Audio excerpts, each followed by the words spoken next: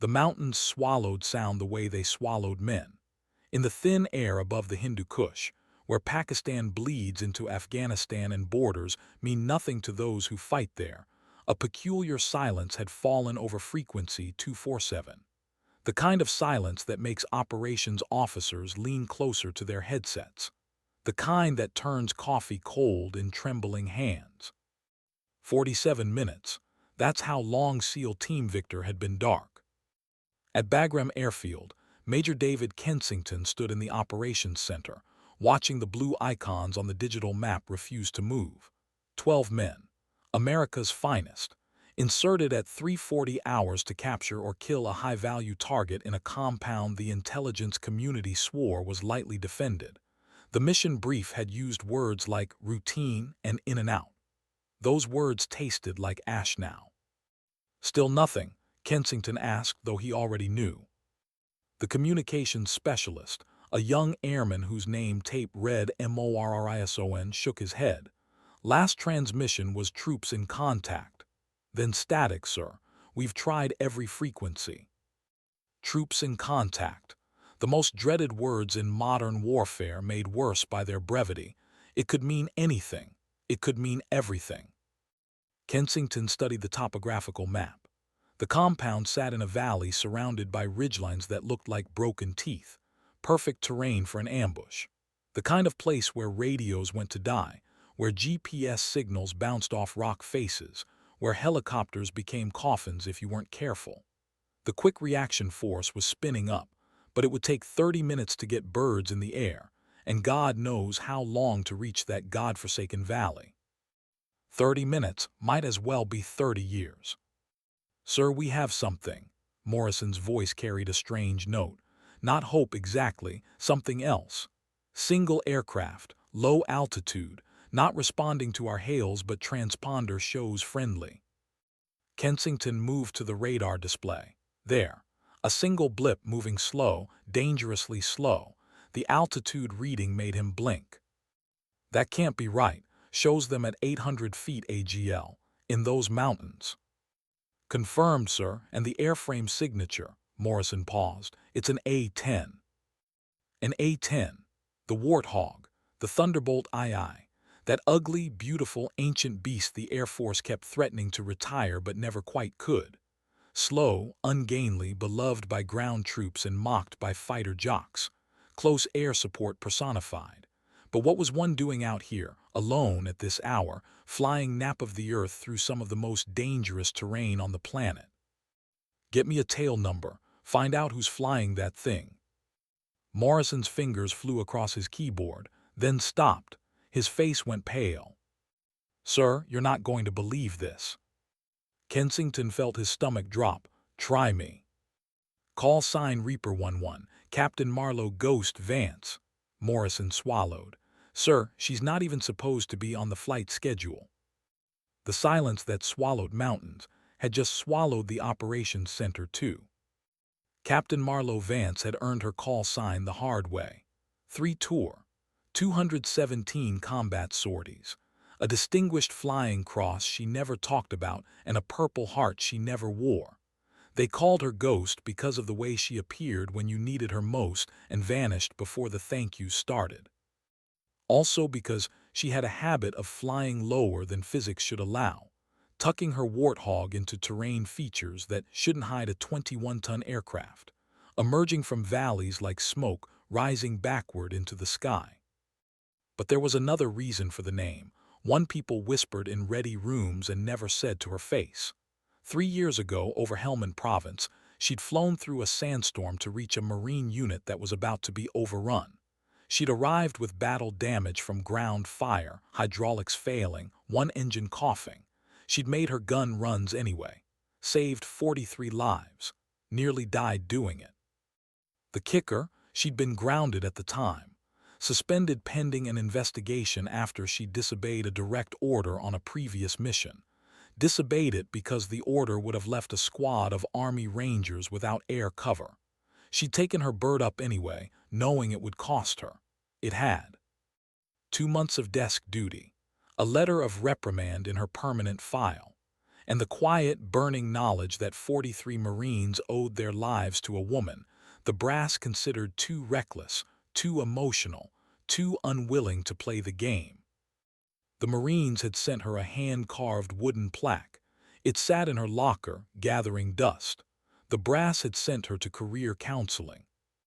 Now Ghost flew with something to prove and nothing to lose. A dangerous combination in a pilot, an asset in a warrior. In the darkness above the Hindu Kush, Marlowe adjusted her night vision goggles and dropped another 100 feet. The terrain rushed past close enough to touch. Rock faces that could swat her from the sky if she blinked wrong. She didn't blink. Her aircraft, tail number 780684, had been built in 1978, older than she was. It had survived Desert Storm, Bosnia, Iraq twice, and countless missions over Afghanistan. The crew chiefs called it Methuselah. Marlowe called it home. The Warthog wasn't pretty. With its straight wings and twin engines mounted high above the fuselage, it looked like something designed by committee and assembled from spare parts. Fighter pilots made jokes, but those same fighter pilots never had to loiter over a battlefield for hours, never had to fly slow enough to visually identify targets, never had to make gun runs at altitudes where you could see the fear in enemy eyes. Marlowe loved every ugly inch of her bird. She banked left following the valley contour. Her targeting pod swept the darkness below. Thermal imaging turned the world into shades of white and black. Hot things glowed, cold things faded. People showed up like ghosts themselves. Their muzzle flashes, she counted them automatically. AK-47 pattern, concentrated fire from multiple positions. And there, hunkered behind an outcropping that wouldn't stop a strong wind, heat signatures that had to be American. Their thermal pattern was different, better equipment, better discipline, and they weren't shooting much. Running low on ammunition, she thought. Kensington's voice crackled in her headset, distorted by distance and mountains. Reaper 1-1, Bagram Operations. Confirm your position and intentions. Marlowe smiled without humor. Her thumb hovered over the radio switch. She could answer, follow protocol, request permission to engage. She checked her altitude, 700 feet. The ridgeline to her right reached 800. One mistake and she'd be a fireball. She pressed the switch. Bagram Reaper 1-1, I have troops in contact, engaging. 3 miles away at Bagram, Major Kensington felt his blood pressure spike. Negative, Reaper 1-1. You are not cleared hot. Do not engage without authorization. Repeat, do not engage. Marlowe's response was calm, professional, absolutely terrifying in its certainty. Bagram, those are our boys down there. They don't have 47 minutes. They don't have 4. Reaper 1-1 is engaging. Tell the quick reaction force to hurry the hell up. She cut the frequency before Kensington could respond. In the valley below, Staff Sergeant Marcus Holloway pressed his back against rock that felt cold even through his body armor and wondered how it had all gone so wrong so fast. The intelligence had been garbage. The compound wasn't lightly defended. It was a trap. They'd walked into it like amateurs, and now half his team was wounded, and all of them were going to die in this godforsaken valley unless a miracle happened. He chambered his last magazine, 28 rounds between him and eternity. Contact left, someone shouted, more muzzle flashes. The enemy had them surrounded, textbook ambush. The kind you studied at Fort Benning and swore you'd never fall for. Holloway triggered his radio again, knowing it was useless, doing it anyway because what else could he do? Broken arrow. I say again, broken arrow. This is Victor 2-3. We are combat ineffective and require immediate assistance. Multiple wounded, low on ammunition. If anyone can hear this. The sound hit him first. Low, rumbling, growing, not a helicopter, something else. Something that made the rocks vibrate and the enemy gunfire pause. Then he saw it. Dropping over the ridgeline like God's own vengeance, flying so low its belly nearly scraped stone, came an A-10 Warthog. In the green wash of his night vision, it looked prehistoric, alien. The twin engines glowed white-hot. The wings bristled with ordnance, and painted on the nose, visible even in darkness, was a grinning skull. Holloway felt something he hadn't felt in 47 minutes. Hoping. Marlowe lined up her first pass. The targeting computer painted enemy positions in crisp detail. 12 fighters, dug in, good spacing. These weren't amateurs, but they'd made one mistake. They'd trapped Americans in a valley with no way out. Which meant they couldn't leave either. Her right hand found the trigger for the GAU-8 Avenger. 7 barrels, 30mm rounds, depleted uranium cores, 4,000 rounds per minute. The gun had been built first. The entire aircraft had been designed around it afterward. Flying gun platform. That's what the Warthog was. Everything else was just life support for the cannon. She squeezed the trigger. The sound was apocalyptic. Not a bang, a scream. The mechanical thunder of hydraulics and ammunition and controlled fury. The aircraft shuddered. Tracer rounds lit the darkness like angry fireflies. Where they hit, earth exploded. Rock shattered. Enemy positions ceased to exist. The burst lasted 2 seconds. 60 rounds downrange. 60 reasons for the enemy to reconsider their life choices. Marlowe pulled up, banking hard left.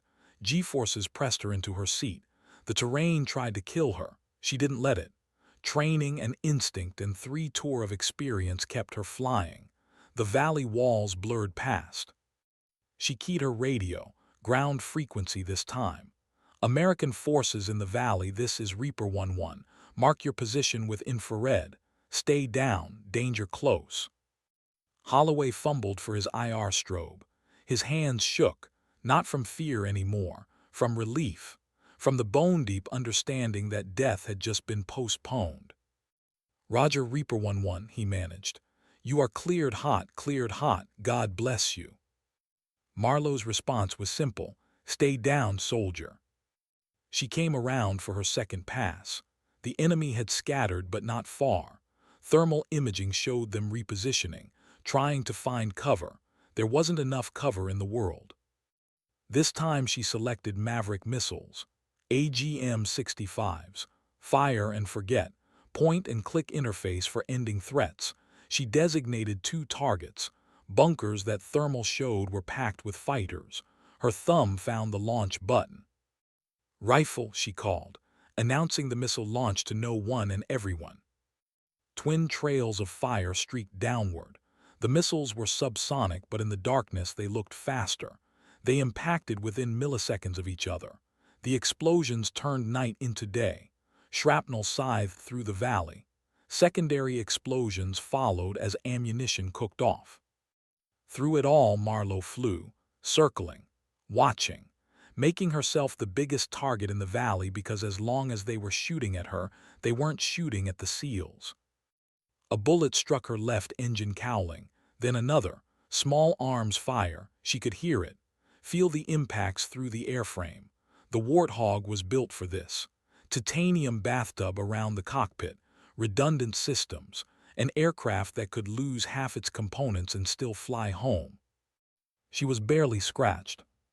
She made another gun run, and another, methodical, professional, turning the valley into hell 1 2-second burst at a time. Below, Holloway and his team used the respite. They moved, established a better defensive position, treated their wounded with hands that worked again now that hope had returned. Above them, the Warthog circled like a guardian angel, ugly and loud and perfect. Reaper 1-1, Victor 2-3.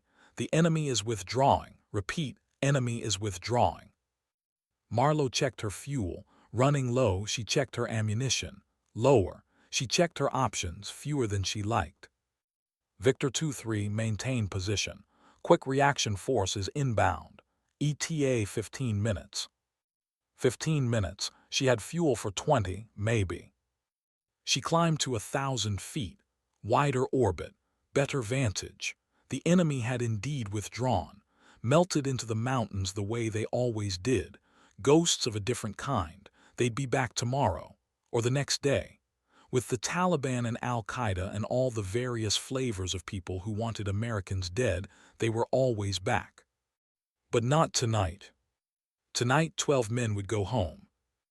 At Bagram, Kensington listened to the radio traffic with something approaching awe. He'd scrambled the quick reaction force the moment Ghost had announced her intentions. 2 Blackhawks with door gunners and a squad of Army Rangers. They just reported the valley secure. The SEALs were being extracted. All 12 alive. Wounded, traumatized, but alive. 1 aircraft, 1 pilot, flying unauthorized in hostile airspace, violating about 40 different regulations, saving 12 lives. Morrison, get Captain Vance on the radio.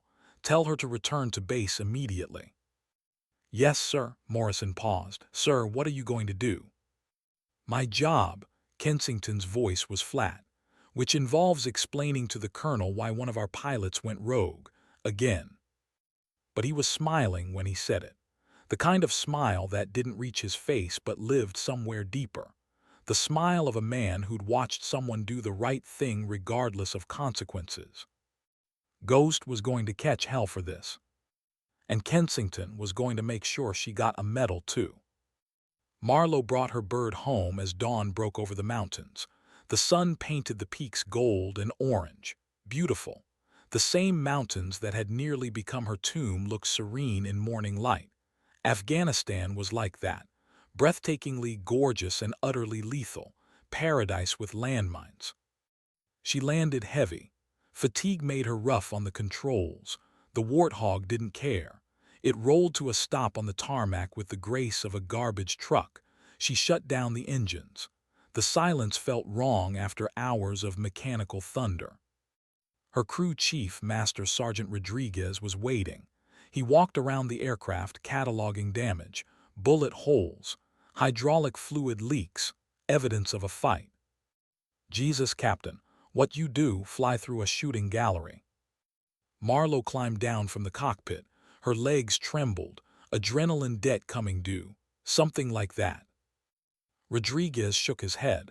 Bird's gonna need 3 days minimum, maybe 4. He looked at her. How many?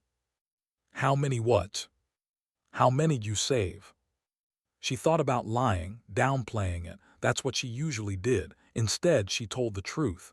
12 SEALs. Rodriguez whistled low. Then he smiled. Worth it. Yeah, Marlowe looked at her aircraft. Battered, scarred, still standing. Yeah, it was. Major Kensington wants to see you. I bet he does. She walked toward the operations center.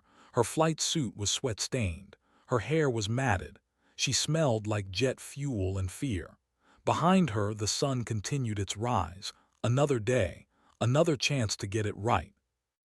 Inside the operations center, people stopped what they were doing, watched her. She could read their expressions, some admiring, some disapproving, most just tired. Everyone was tired. That's what this war did. It wore you down one day at a time until you forgot what not tired felt like. Kensington met her in his office. He didn't sit. Neither did she. You disobeyed a direct order, he said. Yes, sir. You engaged without authorization. Yes, sir. You flew an unauthorized mission into hostile territory. Yes, sir. Kensington studied her. Marlowe Vance, 29 years old, 5'6", 130 pounds soaking wet. She looked like someone's daughter, someone's sister, not like a warrior who just turned a valley into a graveyard. That was the thing about Ghost. She didn't look dangerous until she was. The SEALs are alive, Kensington said. All 12. They're calling you the Angel of the Hindu Kush. Marlowe shrugged. They can call me whatever they want. The colonel is furious. You broke at least a dozen regulations.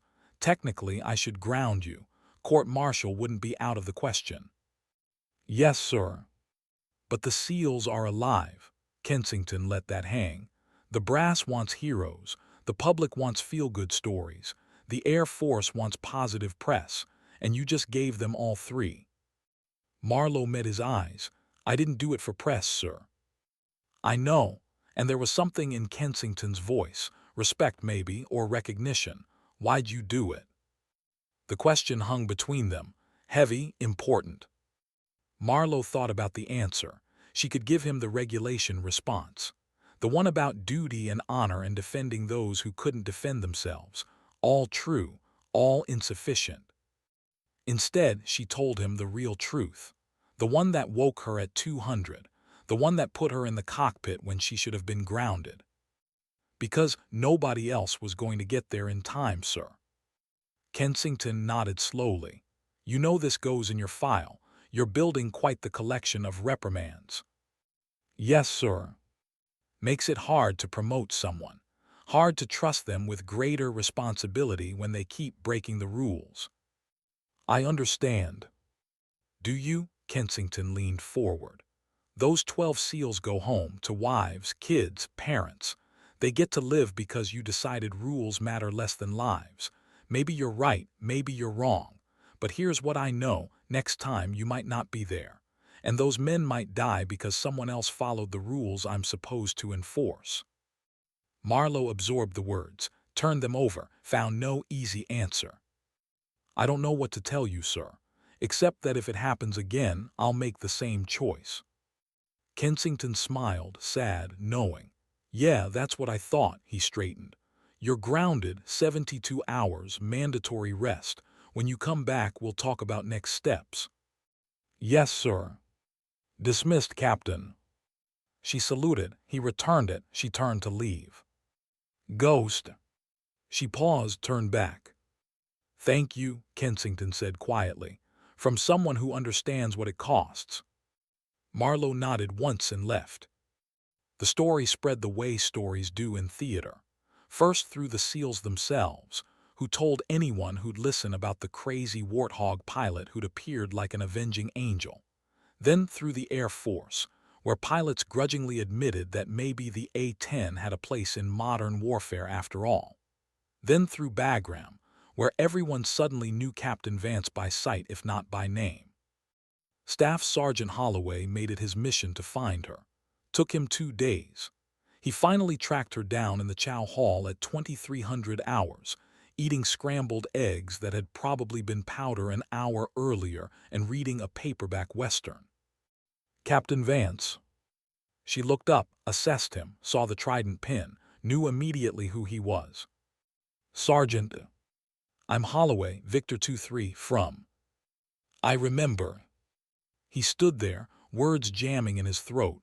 He'd rehearsed this, had a whole speech prepared about gratitude, about debt, about owing her everything. What came out was simpler. You saved our lives. Marlowe set down her book. You would have held out. No, ma'am, with respect, we wouldn't have. We were done, out of ammunition, out of options. His voice cracked. My radio operator kid named Patterson, he's 22, just got married, has a daughter he's never met. You gave him a chance to meet her. What's her name? Marlowe asked. Whose? The daughter. Emma Grace Patterson. Marlowe smiled, the first genuine smile in days. That's a good name. There's 12 of us, Captain, 12 men who get to go home, who get to see their families, hold their kids, all because you showed up when nobody else could. Holloway pulled something from his pocket, challenge coin, seal trident on one side, custom engraved on the other. The team wanted you to have this. She took it, turned it over. Read the inscription, to Ghost who appeared when we needed her most, Victor 2-3. I can't accept this, she said, even though she already had. You saved 12 lives, ma'am. That coin doesn't even begin to cover the debt. There is no debt, Sergeant. I was doing my job. Maybe, Holloway straightened, but most people don't risk their career for their job. Most people don't fly into hell alone because it's the right thing to do. He snapped a salute so crisp it could cut glass. Thank you, Captain, from all of us. Marlowe stood, returned the salute, watched him leave, looked at the coin in her hand, felt its weight, not much, but enough. She put it in her pocket and went back to her eggs. The 72-hour grounding turned into a week. Medical evaluation, psychiatric assessment, the standard battery of questions designed to determine if she was fit for duty or a danger to herself and others. Marlowe answered them honestly. Yes, she understood the risks. No, she didn't have a death wish. Yes, she'd do it again. The psychiatrist, a tired major named Chen who'd seen too many traumatized pilots, made notes and recommended continued duty. "You're not suicidal," he said. "You're just determined. There's a difference. But, Captain, the line between them is thinner than you think." "Noted, sir." "Is it?" Chen set down his pen. "You fly like someone who has nothing to lose. That makes you effective. It also makes you dangerous. To yourself. To your mission. Eventually, luck runs out. Then I'll make sure I accomplish the mission before it does." Chen sighed. "Dismissed, Captain." On her 8th day of grounding, Marlowe was reinstated to flight status. Limited duty. Close air support missions only, with explicit instructions to request authorization before engaging. She agreed to the terms. Whether she'd follow them remained to be seen. Her first mission back was routine. Patrol over Helmand Province. Nothing happening. Radio quiet. The kind of day that made you forget war was happening at all. She flew at 12,000 feet, high enough to see forever, low enough to respond if needed. The land below looked peaceful from up here. You couldn't see the IEDs, the ambush points, the places where people died over politics and religion and blood feuds older than America itself. Reaper 11 Bagram Operations. We have a situation developing. Stand by for tasking. Marlowe's grip tightened on the stick. Standing by. Marine Patrol taking fire. Grid November Victor 7328. They're requesting immediate close air support. Marlowe checked the coordinates. 30 miles west. 5 minutes if she pushed it. Reaper 11 copies. Inbound to November Victor 7328. ETA 5 minutes. She paused. Do I have authorization to engage? There was a long pause. Long enough that Marlowe knew politics was happening. Officers covering their asses. Someone weighing her history against current need. Finally, Reaper 11, you are cleared hot. Repeat, cleared hot. Rules of engagement apply. She pushed the throttles forward. The Warthog accelerated. Not fast, never fast, but fast enough. In the time that followed, weeks turning into months, Marlowe became something of a legend. Not the kind with monuments or movies. The quiet kind. The kind whispered in ready rooms and fobs. The pilot who showed up when things went wrong. Who flew lower than anyone else would dare. Who brought people home. Ghost. She flew 230 missions that deployment. Most were routine. Some weren't. She saved 6 more lives directly. Countless others indirectly. Lost track of the enemy killed. Didn't particularly care about that number anyway. What mattered was the coin collection growing in her locker. Challenge coins from SEALs and Marines and Army Rangers and Special Forces. Each one a story. Each one a life saved or a mission completed or a moment when she'd been there when it mattered. She never displayed them, kept them wrapped in a cloth bag, private reminders of why she did this, why she kept climbing into that battered Warthog day after day. Other pilots noticed. Some with respect, others with resentment. The fighter jocks still made jokes about the slow, ugly Warthog, but they made fewer jokes about the woman who flew it.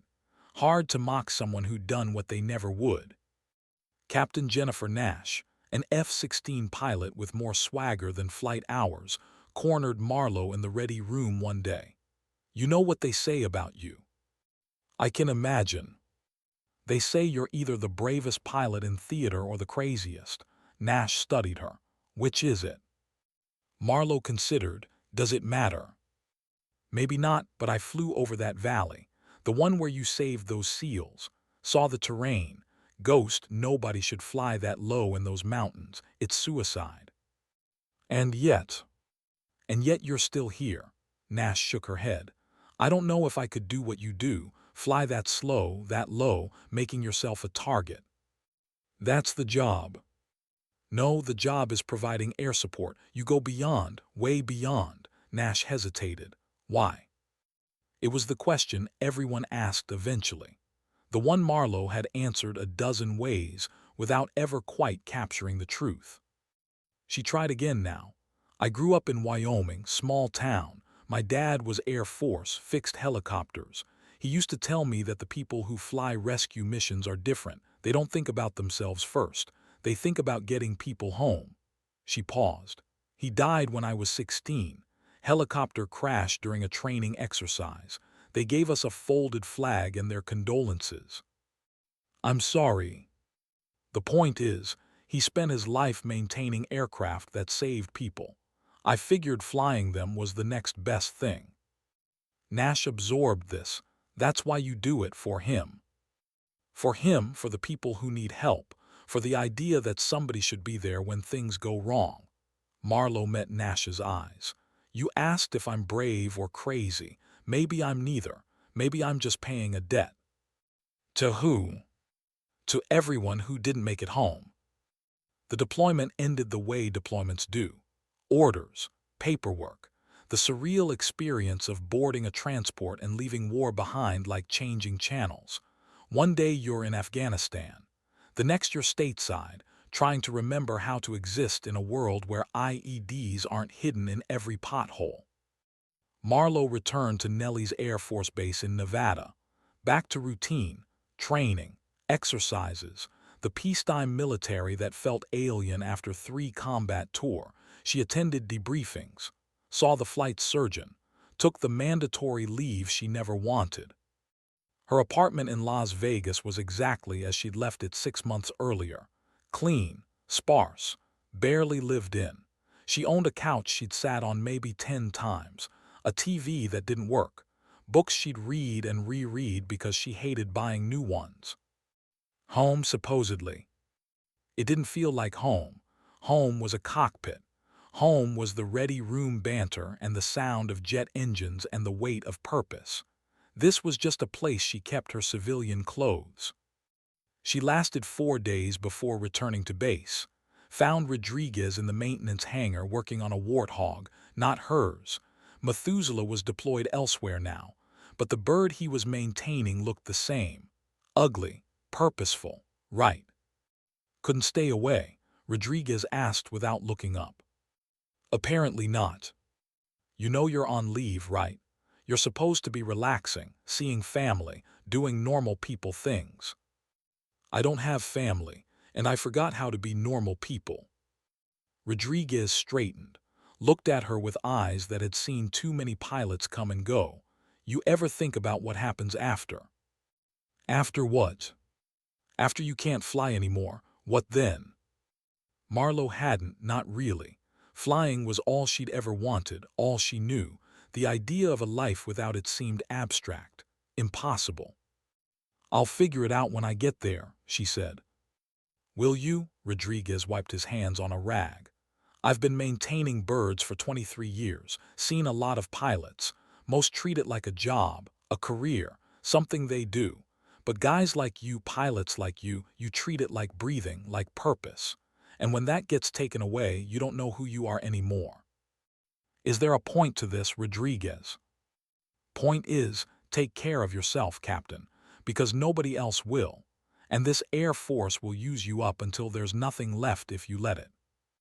Marlowe thought about that, about being used up, about having nothing left. Maybe that's the idea, she said quietly. Give everything until there's nothing. Go out flying instead of fatting. Rodriguez shook his head. That's not noble, that's sad. Perhaps he was right, perhaps it didn't matter. She left the hangar and walked across the tarmac. Late afternoon. The desert heat shimmered. Mountains in the distance looked like mirages. She stood there watching aircraft take off and land and felt the pull, the need to be up there, where things made sense, where she had purpose. Her phone rang, unknown number. She almost didn't answer. Captain Vance. Speaking. This is Colonel Sarah Mitchell from Air Combat Command. I've been reviewing your file. Here it comes, Marlowe thought, the other shoe. Yes, ma'am. You have an impressive record and an impressive collection of reprimands. In 20 years of service, I've never seen anyone quite like you. I do my best, Colonel. That's the thing, Captain. You do, sometimes too well. Your actions in Afghanistan saved lives. They also created a command nightmare. You've put your superiors in an impossible position. Punish you and we punish someone who got results. Promote you and we reward insubordination. Marlowe waited. Let the colonel talk. This was chess, the opening moves.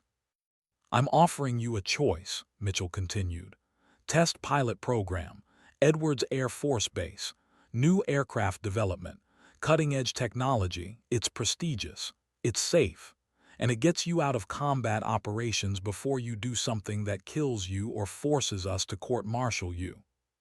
Test pilot, it was every pilot's dream. The elite, the best of the best, flying aircraft that hadn't been invented yet, making history.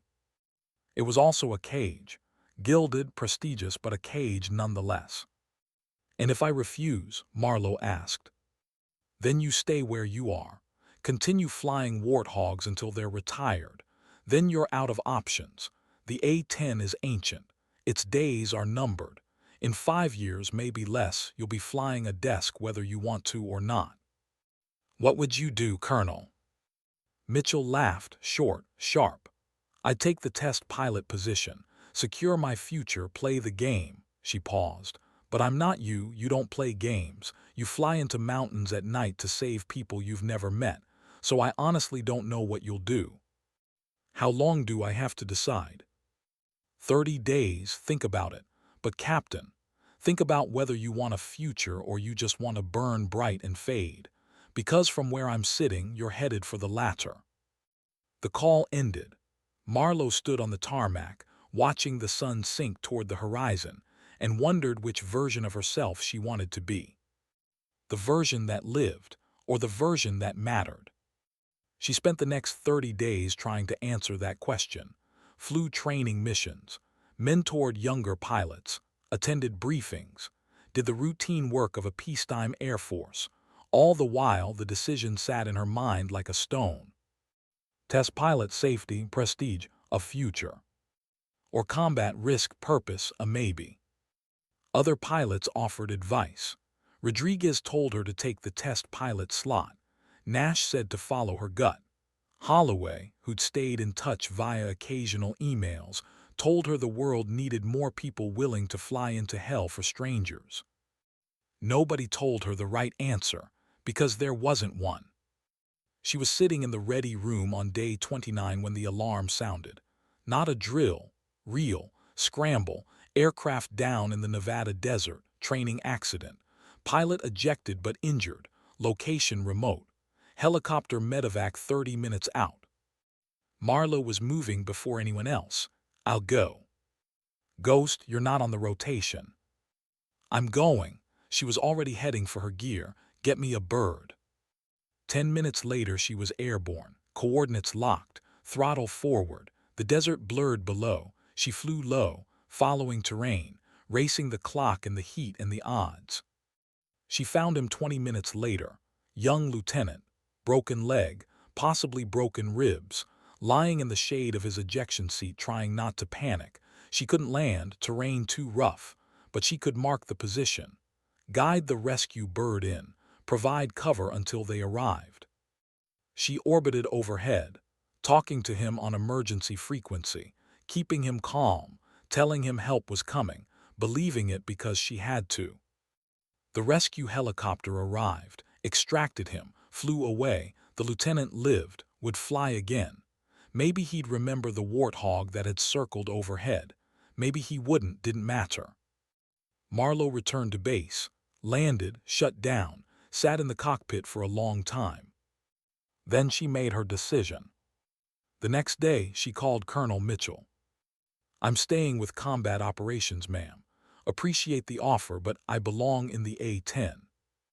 Mitchell was quiet a moment. You're sure? Yes, ma'am. You know what this means. No test pilot program, no prestigious assignments. You'll fly warthogs until they ground the fleet. Then you're done. I know. Why, Captain? Help me understand. Marlowe looked out at the flight line. Rows of warthogs, ugly, old, perfect.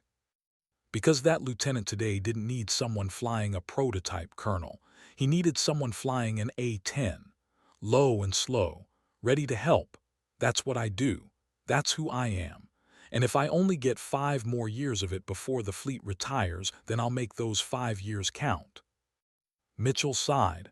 You're making a mistake, but it's your mistake to make. Good luck, Captain. Thank you, Colonel. The call ended. Marlowe sat back, felt no regret, only certainty. She had chosen not the safe path, not the smart path, but her path. And sometimes that was enough. 5 years passed. The prediction came true. The A-10 fleet shrank. Budget cuts and modernization and the endless march of progress. Newer aircraft, faster, more sophisticated, less capable of the low, slow, dangerous work that won battles.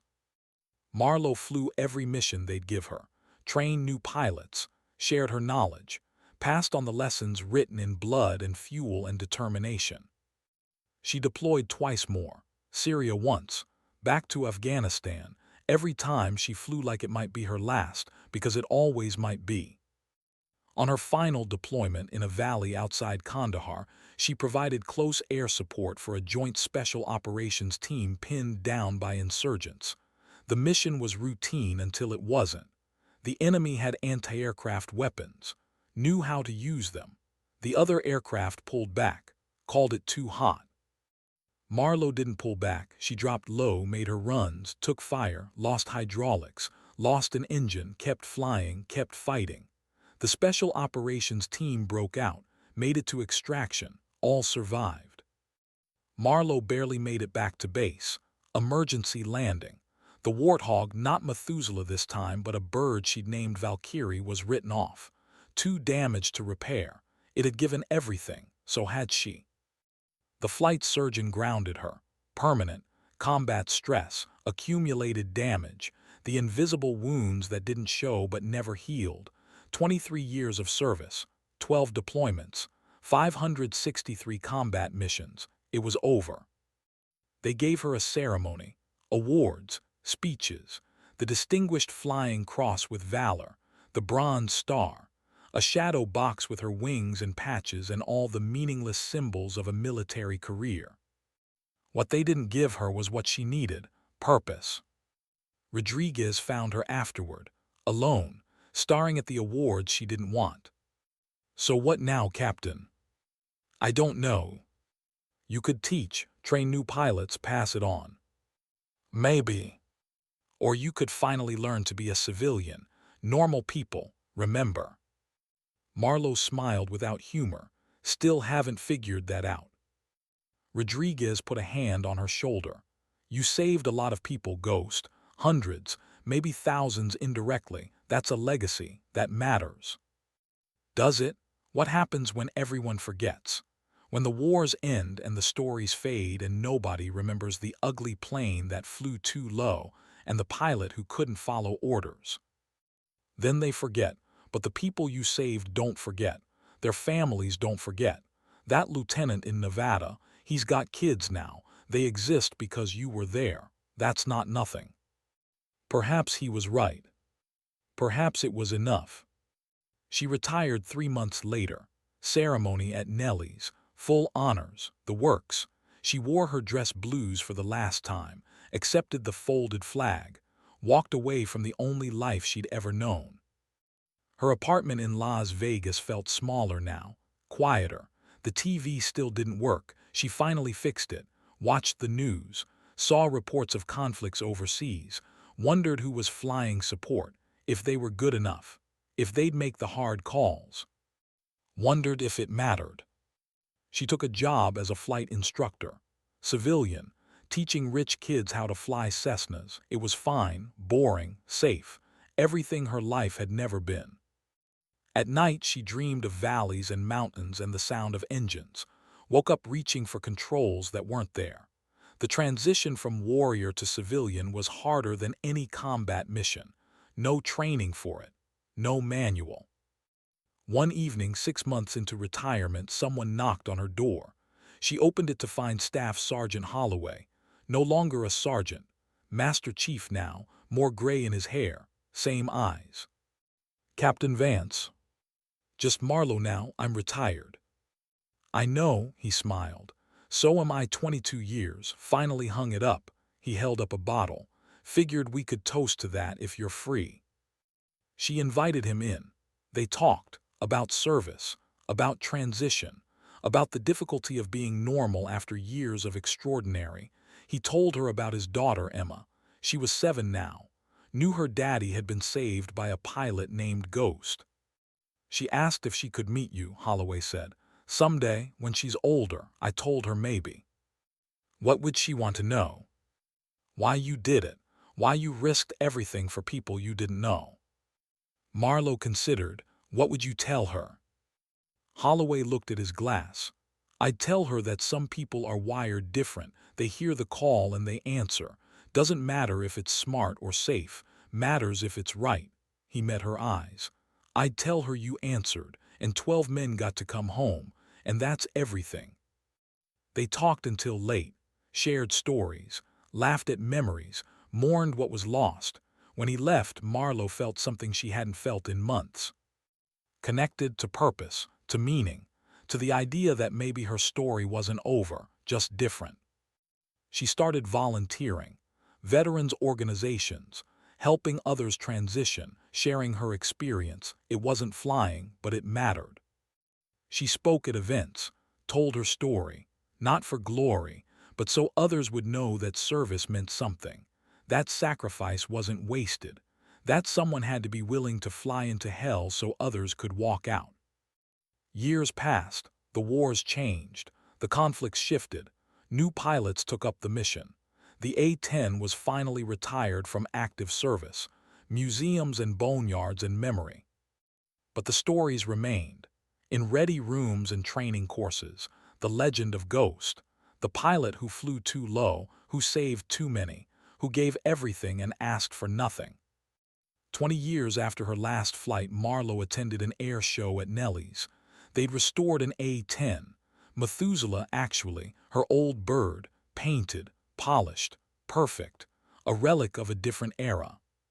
She stood in front of it, ran her hand along the fuselage, found the old bullet holes, repaired now but still visible if you knew where to look, remembered every mission, every scar, every life saved and nearly lost. A young woman approached, Air Force uniform, lieutenant's bars, pilot wings. "Excuse me, ma'am, are you Captain Vance?" Marlowe turned, studied her, saw youth and eagerness and determination, herself decades ago. "Used to be, just Marlowe now." "I'm Lieutenant Emma Patterson. My father was Staff Sergeant Marcus Holloway. He served with SEAL Team Victor." She extended her hand. "You saved his life, which means you saved mine. I exist because you were there." Marlowe shook her hand, felt the weight of years and choices and consequences. "Your father was a good man. How is he?"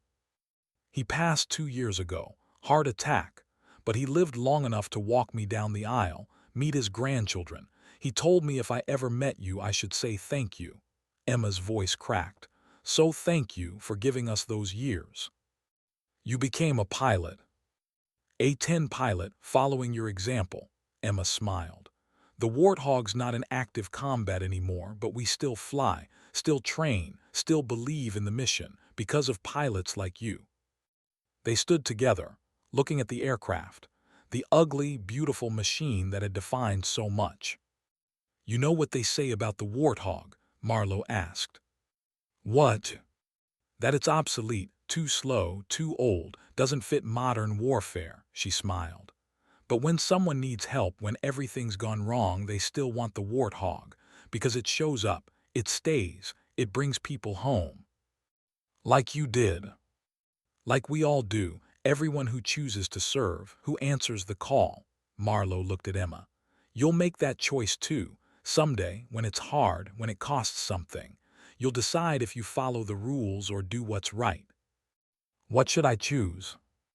"I can't tell you that, but I can tell you this. 12 men went home because I chose what was right over what was easy. Your father lived. You're here. Was it worth my career, my future?" She paused. "Yeah, it was." Emma nodded, understanding. "If I'm ever in that position, I hope I have the courage to choose like you did." "You will, because you're not just flying an aircraft. You're carrying a legacy. Everyone who flew before you, everyone who sacrificed, you carry us with you." They talked longer, about flying, about purpose, about the weight of wings and the lightness of knowing you mattered. Eventually, Emma had to leave. Duties, obligations. The military doesn't pause for sentiment. Before she left, she saluted, crisp, perfect, full of respect. Marlowe returned it, one final salute, for her, for the mission, for everyone who'd ever climbed into a cockpit and chosen to serve. Then Emma was gone, and Marlowe was alone with the warthog, the symbol of everything she'd been, everything she'd given. She stood there as the sun set over Nevada, painting the sky in colors that reminded her of fire and purpose and the beautiful, terrible things she'd seen.